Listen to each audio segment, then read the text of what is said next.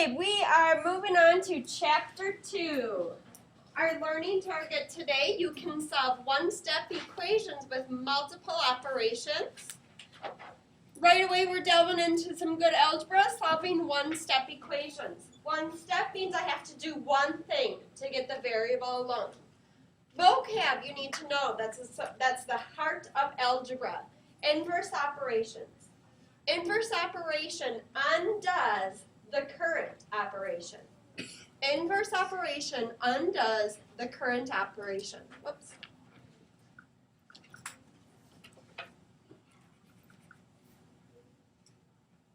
If we undo it, we're reversing it, we're getting rid of it. A lot of kids like to think of it as opposite.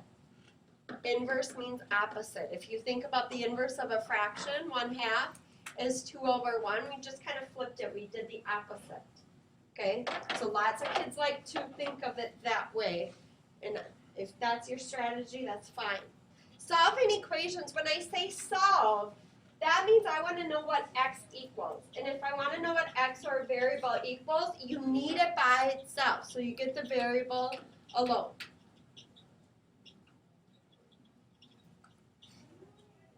So in order to solve, you have to get the variable by itself. How do you get the variable by alone? You use inverse operations. Balance. Algebra is all about solving. To solve, you need to do inverse. When you're applying inverse, you have to know what balance is. What you do to one side of an equal sign, you need to do to the other. So what you do on one side of the equal sign, you must do to the other side. You have to keep it balanced. It was balanced at first, so if you start taking things away or adding things, you need to do it to the other side to sustain that balance. Now we need to know what inverses are. 4 common operations with math at our age. You add, you subtract, you multiply, you divide. You've been doing it since elementary. Well, the inverse of addition, what's the inverse of addition? What is the opposite of addition? Go ahead. Subtraction. Subtract. To undo add, we will subtract. What's the inverse of subtraction? Addition. Beautiful. Again, I'm thinking of it as opposite. What's the inverse of multiplying? Division. Divide. We don't divide like this with the division sign anymore as 8th graders. We use a fraction bar as dividing. And what is the inverse of division? Multiplication. Multiply. I use the asterisk for multiply. So we need to know the inverses. Add, the opposite is subtract. Subtract, the inverse is add. Multiply, inverse is divide. Division, the inverse is multiply. All right. I want us to think of some guiding questions here before we move on. And I want us to think,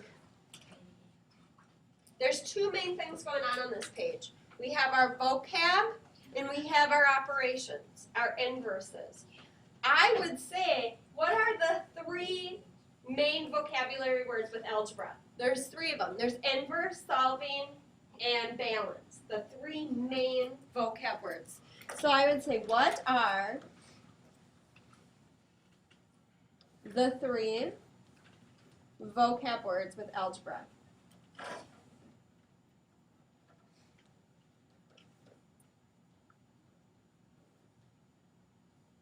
There's one question. Then we come to a whole different level. What we do here, we talked about inverses. So you could say, Judy, you got a good question? What are the different inverse operations? That's a good one. That would be awesome. Yeah, that's what I said. That's what you were going to say? I figured. What are the different inverses?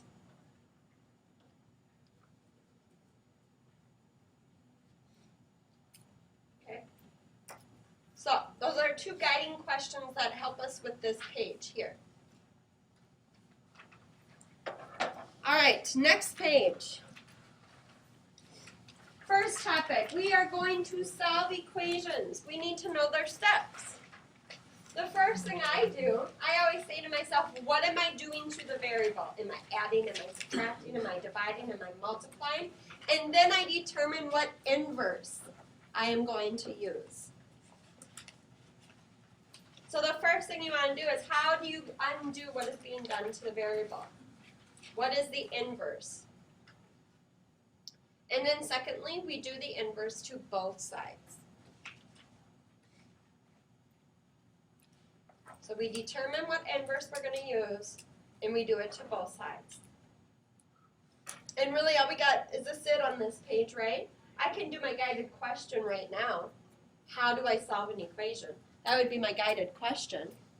How do I solve equations? There's 2 steps. I decide how I get rid of it, and then I do it to both sides. I decide how to cancel what's by x out. So x minus 3 is equal to 7.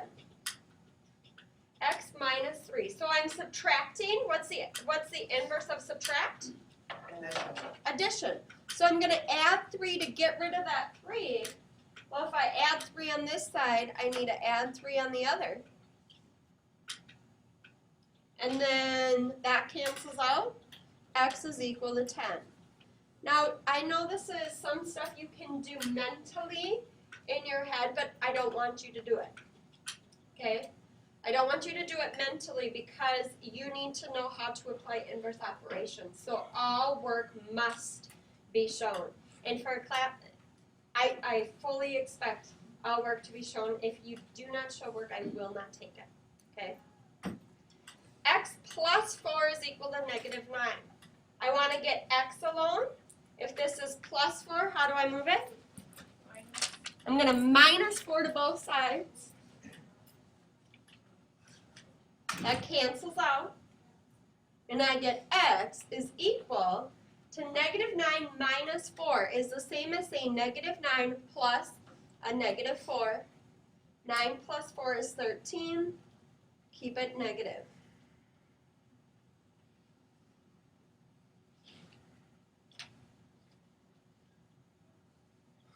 5 plus x is equal to 7. Now, Fossum has a really good strategy for teaching this. Train tracks. Huh? Train tracks. Well, no, he says, look at the operation. What's the operation? It's plus. How do you move plus? You would subtract. That cancels. X is equal to 2.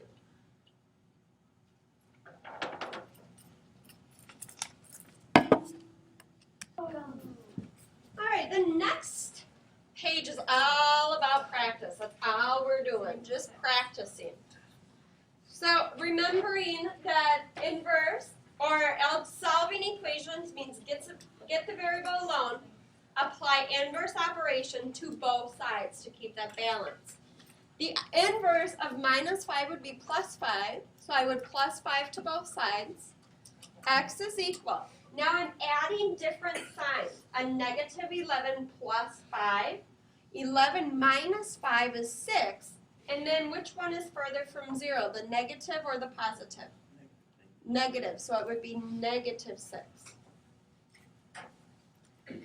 Y plus 9 is equal to negative 10. The inverse of plus would be minus. Now a lot of kids put 1 here. Don't be one. Don't be one of those kids. You're adding a negative. When you add the same signs, you add them up and keep it negative. So y should equal a negative 19. Yeah. Okay, m minus 8 is equal to negative 4. The inverse of minus would be to add. M is equal, I'm adding different signs, so 8 minus 4 is 4. And then I have more positives. The positive is further away, so it stays positive. A plus 8 is 10. The inverse of plus is to subtract. I need to keep the balance, so I need to do it to both sides. A is equal to 2. x minus 2 is negative 4. The inverse of minus 2 is adding 2. I'm adding opposite signs, so 4 minus 2 is 2. I have more negative, so it will be negative.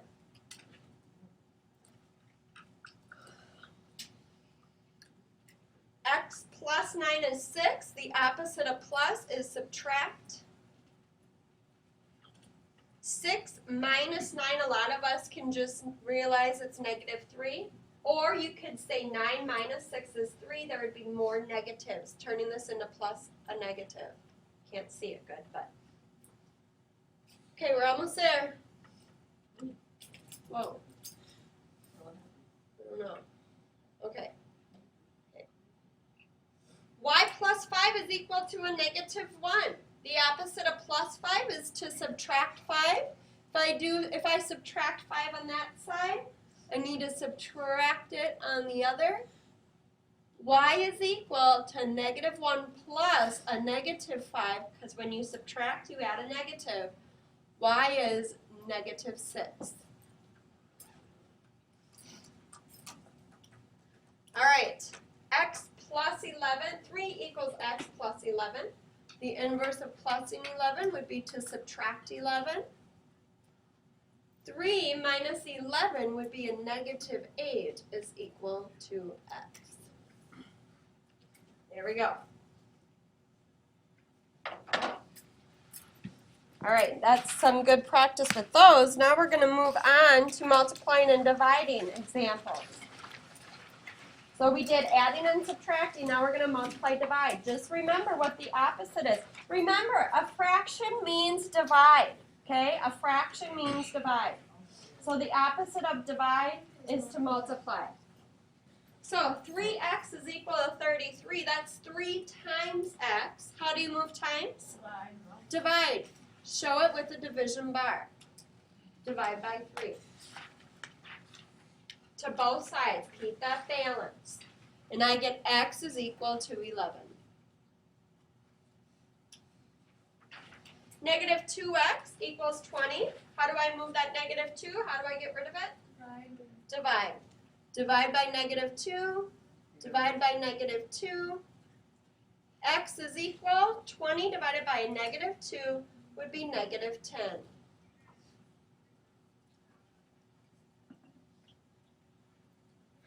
X over 5 equals negative 9. What's over 5 mean? Over 5 means divide. To undo divide, you multiply. Do it to both sides. Times 5 times 5. It cancels it out. Judah, what is it? What? X is equal to a negative 45. Oh, I don't even love it when my variable's on the right. I felt stressed out even on the last slide when my variable's on the right. If you're one who's like me who hates a variable on the right-hand side, flip it right away. You can do that. It's equal. They're equal no matter what, so it doesn't matter if you flip it. So I rewrite this as negative x over 4 is equal to 12, and I feel better. Okay? This negative can mean that it's on top or bottom or the side. It doesn't matter. It just means that there's a negative involved. So I can just times both sides by negative 4, and it gets rid of that negative. Okay? And x is equal to a negative 48.